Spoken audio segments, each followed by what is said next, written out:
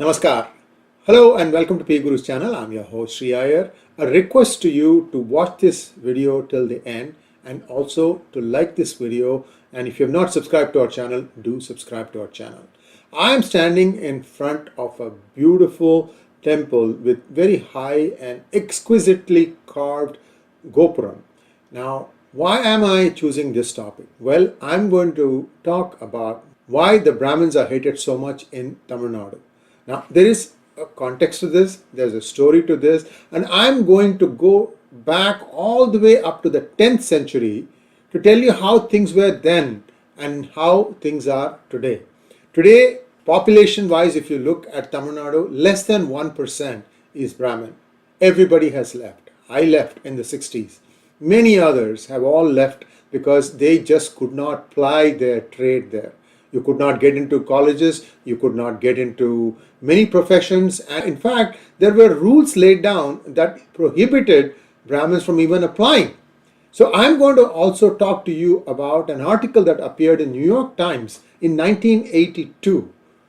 This was an interview with a person who happened to be a Brahmin based in Chennai, and he had just started, or he was part of, a Brahmin Youth Association. So I'm going to talk about that also.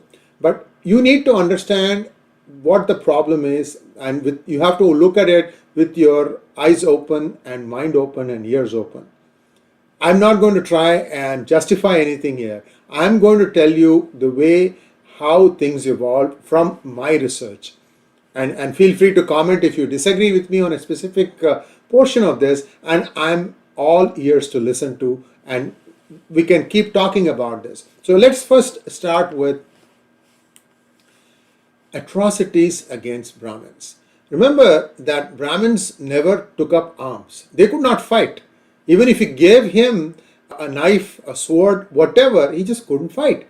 They were never intended for that. What did the Brahmins do? The Brahmins were the protectors of Sanatana Dharma. So now you understand the big picture. You take out the nucleus, the whole thing collapses. That is why the hatred against Brahmins. It wasn't like this before. There were other reasons why this hatred developed. And I'm going to go through all that stuff. So fasten your seatbelts. This is going to be one heck of a ride. Here we go. So who is a Brahmin? Because we need to define the word Brahmin. Okay. We all know Brahma, who's the creator. We all know Brahman, which is the life force. The Om is one of the life force. Because what is Om? I have told you this before. The sound of the energy that reaches the earth from sun. You can't hear it in normal audible range, otherwise you would not be able to do anything. That will be always all pervading. But the rishis could. So if you bring down the sound of the energy of sun to our hearing range, it would sound exactly like Om. And if you want to understand what Brahman is, there are many meanings. So you can interpret this in many ways, but one easy way to do it is Guru Brahma, Guru Vishnu, Guru Devo Maheshwara, Guru Sakshat Parabrahma, Tasmai Sri Gurave Namaha. So this is describing the Guru. Guru is Sakshat Parabrahma. That is, he is God. Parabrahma is the God. He had faceless, nameless. Parabrahma had no face, no shape, no form, which is why all these different murtis came along, right? So if you think of Parabrahma, then you have the Brahman and Parabrahman, above all these Brahmans. So this is a life force that sustains you, and there is a bigger life force that sustains the whole universe. That's one way to look at Parabrahma. Okay. Now a Brahmin is not by birth. He's a learned person. This is very important to understand, guys. It was not born. It may have become like that because after some time, because of all the invasions and everything else, people tended to learn what their parents were following. Even today, how many places do we see the sons of lawyers becoming lawyers themselves, the sons of doctors becoming doctors themselves, engineers, same thing. So this is something that has been there for a while, because first of all, it is familiarity. You kind of know because it's around you. You grow up around it, so perhaps it's easier to imbibe. Whatever it is, this has been going on for a long time, and it is not just something that is unique to India. Caste discrimination, all these things are there all over the world. To single out India is very, very unfortunate. Now, this is the article November 3, 1982, written by William Stevens as a special to New York Times. Brahmins, he is spelling Brahmins in a slightly different way. I like to do it as Brahmins because it sort of makes it clearer, separates it from the Brahman. Brahman, Brahmin. So I just wanted to kind of separate that. That's why I like to call a Brahmin as a Brahmin with an I rather than a, which is okay. These are all variations. Now, in southern India, Brahmins, traditionally India's most literate, cultured, and respected class, faced persecution, bigotry, scorn, vilification, and discrimination in employment and education. You will laugh if I tell you when all this started. 1920s. As way back as the 1920s, there was discrimination. My grandfather had a master's in mathematics. That's like, having a PhD in engineering or something like that today, or even bigger than that. There were only 4 graduating students from the entire Madras presidency. He was one of them. The other 3 were Caucasians, meaning like white, British and others. So you can imagine what an exclusive club he belonged to. The whites wouldn't hire him, and the Chennaites wouldn't hire him because all the people who were running banks and other industries, they were all not Brahmins, and there was an anti-Brahmin wave. Why? Justice Party had been founded a few years ago, and this was raging across Chennai. So he had to go and seek employment in a different state. I mean, this is 100 years ago. So I'm not making any excuses or any kind of apologies here as to how things came to this. But that was a situation 100 years ago. So there has been a steady migration out of Tamil Nadu of all Brahmins, and this has been going on for a long time. Today, whoever is left, they are either small scale industries, they're running their own industries, shop owners, lawyers, chartered accountants, and so on, where you don't need to go and apply somewhere and get interviewed, and also some sportsmen, and even that is under attack now. So this is how things are, and I'm going to take you back to way back to the 10th century in the course of this conversation. So stay tuned, because you have to understand what really happened. So this is 1982. This article is sort of like an interview with a person who had started the Youth Brahmins Association in Chennai in 1982, and he was talking about what has been happening. There has been a lot of baiting that had started all the way back during Periyar's time, that is E.V. Ramasamy Nayakar. That baiting was, uncontrolled. Then they would be targets of crude jokes and more threatening remarks. We will not rest until the last sacred thread had been ripped apart, said a scrawl on a Madras bridge. This is in 1982. Another scrawl on a wall: if you happen to see a snake and a papan together, kill the papan first. This was given by a poet called Bharati Dasan. I mean, he said he is a disciple of Bharati Dasan, but he was a Dravida Kazhagam guy. And he used to write literature like this. The word papan is actually an unflattering term for Brahmin. The tongue wouldn't twist easily, so they made it papan, just flattened it out. Now, politics is about trying to identify your enemy. And it was very easy for those days politicians, and even today, right? Even today, and I'll tell you why even today this holds good. You gain votes, or so they think, by using Brahmins. The then governing party in Tamil Nadu came to power on an anti-Brahmin platform. This is the Dravida Munnetra Kazhagam. So I'm going back and forth here a little bit, but just see how things led up. This is in 1982, and it has actually gotten worse now. For example, the EWS scheme, economically weaker sections of the society, they are supposed to get 10% reservation. You know what the DMK government said? It said we will not implement EWS because it will benefit the Brahmins. Aren't they human beings? Where is your social justice? Social justice is a oxymoron as far as DMK is concerned. That's all I can tell you. These guys are nothing but fervent haters, and having seen that hating Brahmins is not yielding dividends, now they are going and trying to hate the entire Sanatana Dharma. So you get this thing, right? We have been saying this for a long time at P Gurus. It will be first Brahmin, remember, Brahminical patriarchy, which that fool from Twitter, then Jack held up without understanding what he was holding up, and that became a big viral thing. Till today, he's not said, "I'm sorry, I didn't know the implications of what I was holding up." Well, this is it. I mean, you can put anything you want in appreciation of whatever it is, but some of these things have consequences.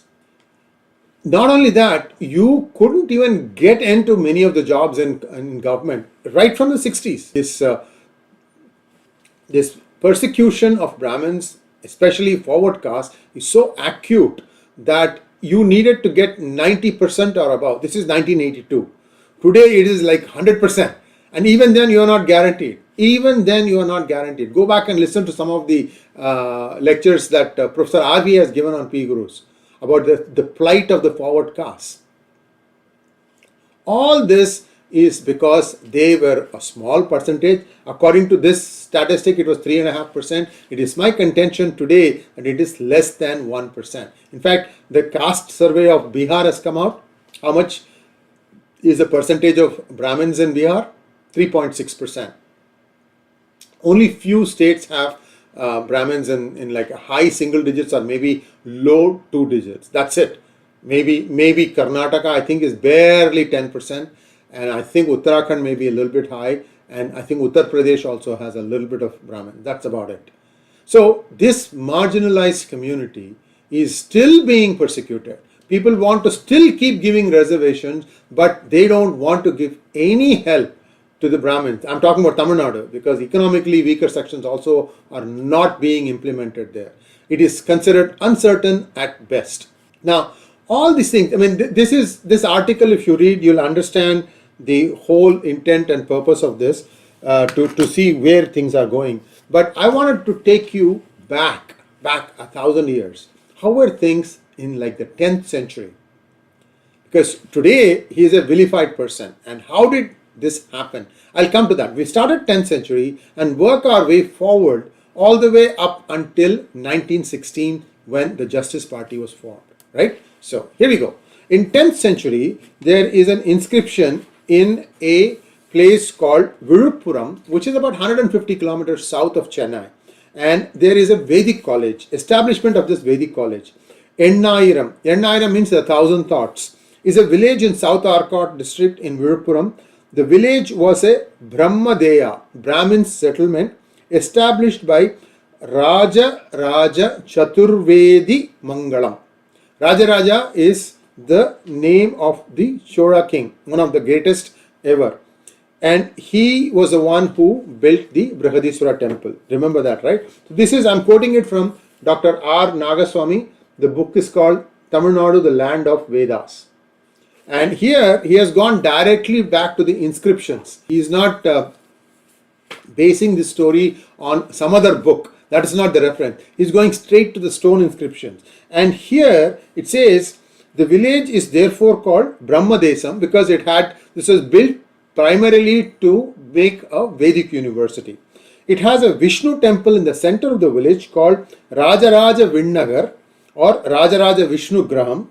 The main deity inside the sanctum is Narasimha, which was called Mahaghora Swarupi. Mahaghora Swarupi. Remember Ghor Ninda? Same word. It is actually a Sanskrit word, right? Mahaghora Swarupi. There are 4 types of Narasimha Murti images that could be installed for worship. Here we are getting some gyan from the good professor. There are 4: Bhoga Murti, Yoga Murti, Ghora Murti, and Abhisharika Murti. Okay. In this case, it was the Ghora Murti that was installed, which is called in the record as Rajendra Sora Mahaghora Murti, an extremely ferocious form that would confer unimaginable victories. Now, why am I saying this specific temple? And I'll come to that in just 1 second. Let me read this one paragraph. True to its nature, the deity conferred the greatest of victory on Rajendra Chola, who could conquer territories up to the Gangetic plains. The grateful Rajendra brought the Ganges water on the heads of the vanquished kings to this temple and placed it before the deity and worshipped the god. Can you imagine 12, 15 kings all marching towards Viluppuram, in a row, carrying Ganga in their heads. And then Rajendra performed the Abhishekam in this temple. Now, if you go back and as part of this, he orders to have a Vedic college built here for 270 students. And there are 75 students for Rigveda, 75 for Yajur, and so on and so forth. It just goes on, a total of 275 students. And all these people are allocated sometimes 25 to a teacher, sometimes even as less as 10 to a teacher. And all these things are provided by the king. The king never asked these people to pay taxes because they were the custodians of the Vedas. And this was an attempt by the King Rajendra Chola to make sure that these traditions continue. You see, what happens is there's a thriving language need even today called Bhashangam. Bhasha Angam, that is language. You have to try and find the branches of it, try to break it up into smaller parts. Sanskritam is such a nuanced and advanced language that the same word means different things depending on all the surrounding words. So that Bhashangam is a continuing operation. Millions of texts written in Sanskritam hasn't changed over thousands of years. It has still not been deciphered fully. Many of them are lying around in various places. Especially in Kerala, you'll find a lot of these things. But nobody has really taken the pains to put together what exactly it means, because it's not possible to do it in a day. What I'm trying to tell you is that this was how the king had established this college. So a Brahmin typically was somebody who learnt these things. Anybody who learnt this thing became a learned man, a scholar, and it was not only one particular community that benefited from this. Anybody could go and learn there. Now I'm going to give you another thing. Here there is, this was on page 338, and I'm going to go to page 403. The Cholas ruled inland administration with Velalas. Velalas is the name of a community, and these were the people who actually were the administrators of the land that they managed. These are the land administrators. They're like the collector, district collectors, if you will. You know, 70% of this officers of this department were Velalas, that is Sudras. That means 70% of the revenue management, collection, everything was done by Shudras. So where's the question of discriminating against them? It was not there in 11th century, and it also goes on to say about 15% of them belonged to Cheftian's family, and only about 14% of the entire lot were Brahmins, who were also doing the same thing. See, it depends upon where you are located. If you are around place where a lot of Brahmins were there, you collected taxes from there, and those people were there as tax collectors. But to say that they were oppressed forever is a bald lie. There never was something like that. So this is the situation in the 10th century, right? Now, let's come up forward. What happened? Now, around 1498, if I remember correctly, Vasco da Gama comes to India and lands in Goa. And then the Portuguese are the first ones to try and wage wars and actually start establishing forts. One on the west coast, one on the east coast. They had one in what modern day Chennai and one in west coast near Goa. And then they also went to other places. I'm not going to go into that. The last to arrive were the British. The Portuguese came, the Spanish came, the French came, and then came the British. There were the Dutch somewhere here in the mix also. Now, by the time the British came, everybody else had already set up some things, but the British had to go and fight to even just survive, even to go and trade with various kingdoms. Now, what they did was, since they were the latecomers, they were more aggressive. They said that, look, we are going to bring the best cloth ever made in England, and we need to be able to protect this thing. So can we have some big buildings that we could build? We'll build it. You don't have to do anything. You just need to give us a small plot of land where we can build these forts, where we will keep all our merchandise. Also, we don't go back immediately. We have to wait for 6 months. So whatever we are buying from you also, we want to come and keep it here. This is like our storage place. And the king said, okay, fine, you can have a storage. So they gave some land because the Hindu kings were always welcoming. Remember, in the 2nd century, Christians arrived in India. 2nd century. And we don't even know when the Jews arrived. So every time a new religion came, they were treated with respect and they were given sanctuary. They could do whatever they want and it was never stopped. So the British started building buildings. So they constructed the Madras Fort. I think that was the first one to come up. I could be wrong. It might be Kolkata, but it's not important. I want to stay with Tamil Nadu and the narrative around here, right? So they come and they built these forts. And then when the forts were built, then they said, well, there are valuable in articles here.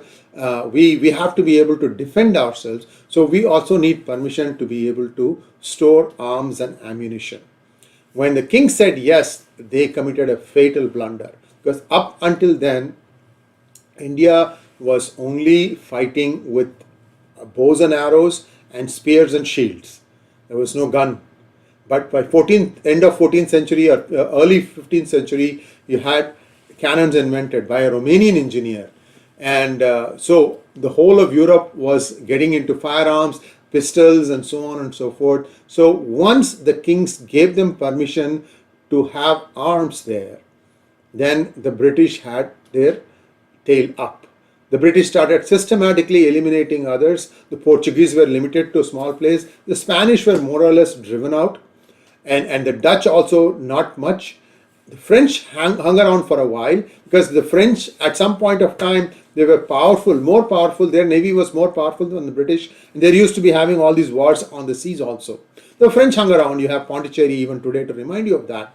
But mainly let us stay with the British because they were the ones who essentially conquered India, right? We know that. So then slowly and steadily what happened was the British needed to trade, right? They could not speak the local language and there were many languages spoken in and around Chennai, what used to be called Madras Pattinam at that time. So what they would do was they would seek out people who could speak in the local language as well as in English. These were called Dvibhashi, people who can speak 2 languages. It's colloquialized to Dubashi. Now, there were a lot of people who became extremely wealthy being this. They're called Dubashi, and I'll give you some examples, right? These are people who are iconic names today. Etiraj, there's a college after him. Pachayappa, another one, college after him. Then there were people who could pay a certain amount of money to the British and could have the entire street named after them. People like Tambuchetti, Lingichetti. These are names. Even today, you can go to Old Madras, you will find these streets. They were bought. The names were bought by these Dubashis. And in the Dubashis also, there were a lot of Brahmins. You had every mix in that. The Tambuchetti, Lingichetti are Chettiars. And Etiraj and Pachayappa, then many others are all Mudaliyars. Mudaliyars are also Velalars. My point I'm trying to make is there were many Dubashis also. And they were all one of the earliest natives to enrich from the trading. I mean, they would always, give the highest price they can probably get away with the British, quote the highest price to the British, quote the lowest price to the seller, who was probably a weaver in Kanchipuram, and make the differential. The British knew it, but what could they do about it? The same thing with French too. Many people became French to local language translators too. So as this thing happened, as the British became more and more powerful, and once 18th century ended and 19th century came along, then the British started observing a little bit more keenly. They started getting more and more land. They had by that time defeated the Marathas. So they were poised to take over the entire country. And that's when Macaulay happened. Because up until then, even in the worst raids by the Mughals, they never went and disrupted the education system in India. That had held the same. Whether it was Kanyakumari or Kashmir, Attak to Cuttack, everywhere you had these Gurukuls. Gurukuls were a common. And in Gurukuls, I told you, right, all the Veda students, Rig Ved, Yajurved, everybody had to mandatorily learn and read and master 3 things: Ramayana, Mahabharata and Bhagavatas. because they said that if you understand all these three, you have everything you need as a life lesson. You'll be able to lead life normally. So this was how the Gurukuls were established, and Gurukuls were based on the language in the local area. In other words, if you look at some of the art writings, that is called A Beautiful Tree. This is an anthology of various travelers who were traveling through India, and they wrote their experiences. And even there, where they are talking about the distribution of students in these colleges, you can see that it was not one particular community that was favored. In fact, if anything, the Shudras were almost always the highest number. Why? We are talking about 18th and beginning of 19th century. But remember, in the 10th century, it was 70% Shudras who were administering the lands of Choras. And Choras are considered the first, formalized administration system that they brought. Rajaraja Chola is credited with that. So you really had them running all these things. Everybody learned languages, everybody learnt in their mother tongue, and they also had to learn other languages such as Sanskritam, whatever they needed to know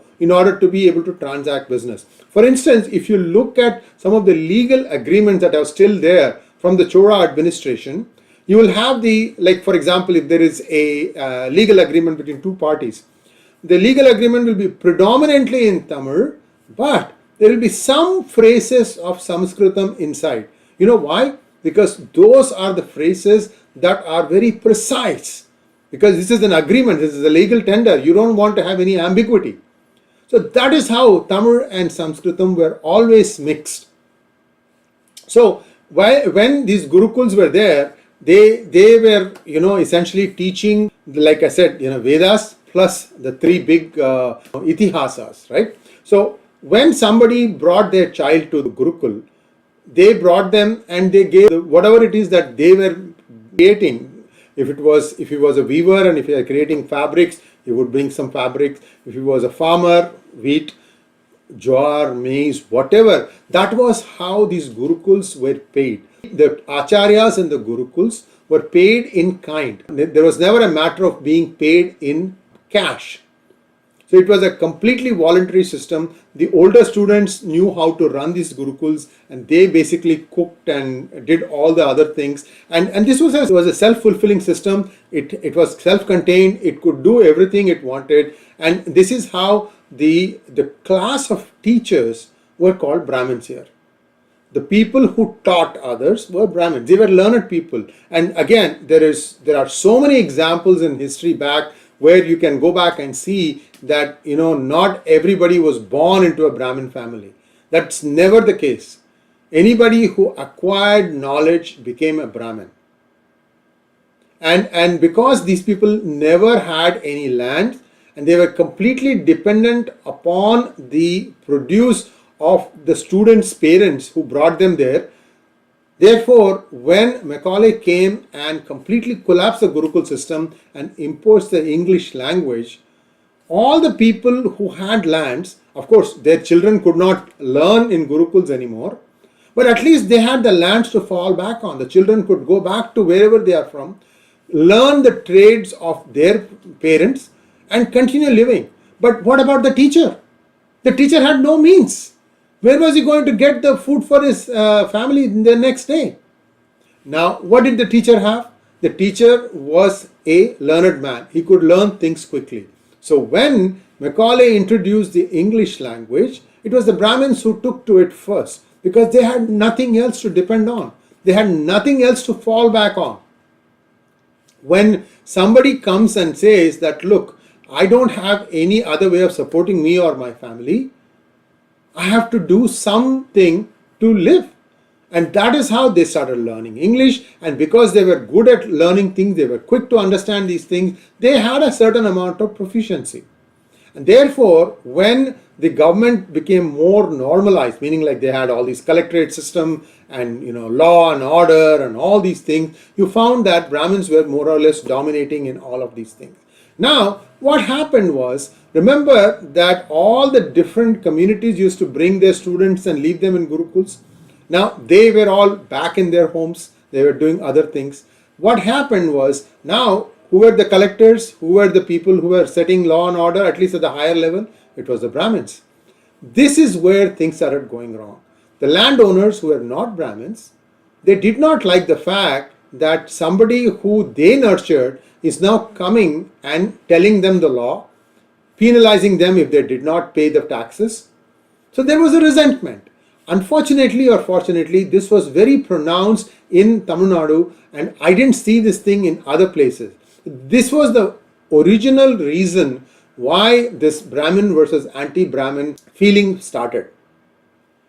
People used to think, look, till yesterday I used to come and feed you. Today you are telling me that I am in the wrong. How dare you? So this is the crux of the problem. Okay, from there we have seeing that people are having this animosity, and then as things became bigger and bigger, the Brahmins were also the first to jump into the freedom movement. And the reason they did that was because they felt it was time for the Britishers to go, because they could also see, being in positions of power, how the white man was subjugating everybody else. Remember, they were very smart. They could understand what the white man was thinking. And the white man tried to counter this by going back to the people who were not Brahmins and saying, look, what are you guys doing? These guys are getting all the jobs. I'm going to allocate you some job. Why don't you find somebody who can occupy this? So a lot of things happened at that time, guys. There were even instances where some of the jobs could not be filled, and they wanted them to be left open. They said, whenever we have some people who can actually fill these jobs, we will come and fill them. Until then, don't give it to others, meaning like Brahmins. Anyway, so this differentiation happened quite a bit, and when Justice Party came in 1920, this was the plank on which they came to power. Also, they were being overtly and covertly funded by the British, and they went up against the Congress, which was actually Annie Besant who started the Home Rule movement. If I remember, 1910 or 1915, something like that. That was the first movement to sort of manage yourself. So all the people who understood what Annie was standing for ended up being Brahmin. And again, in some of her writings, she used to, when there were situations where you had to choose a Brahmin versus a non-Brahmin, Annie Besant used to choose the Brahmin. In her mind, perhaps, she thought he was more qualified. Nothing else. But the resentment kept going. And the Justice Party found that this was a tool they could use to beat the Brahmins with. And since the 1920s, people have been leaving, because remember that Brahmins could never own land in India.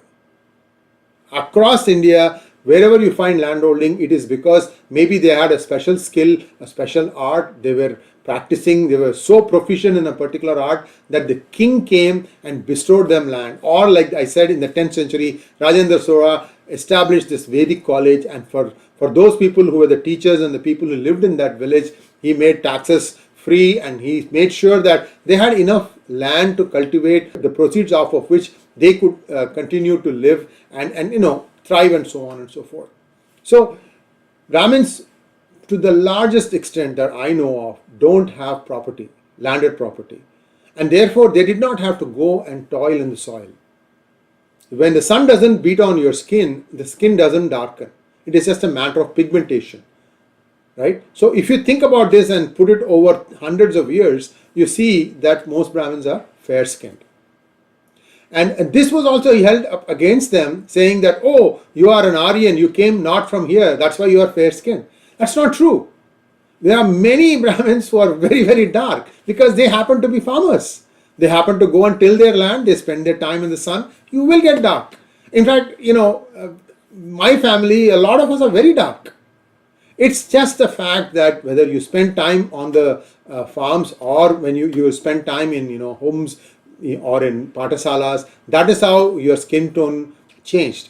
So whatever it is, this is how things have gotten worse and worse. And even inside the Congress, there used to be a Brahmin versus anti-Brahmin section.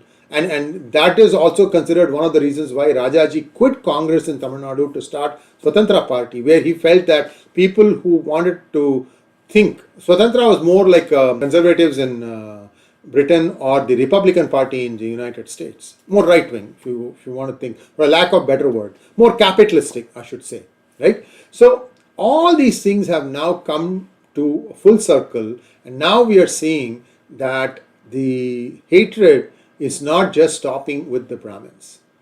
Brahmins are not fighting back. There are some exceptions who are fighting back. Dr. Swami is one. But to me, he is more of a Kshatriya than a Brahmin. Like, I consider myself more of a Kshatriya than a Brahmin, because I'm fighting. I'm fighting this cause, I'm fighting that cause. I may not be using swords, but I am fighting this cause and that cause. And it's the gurus that is, saying all these things.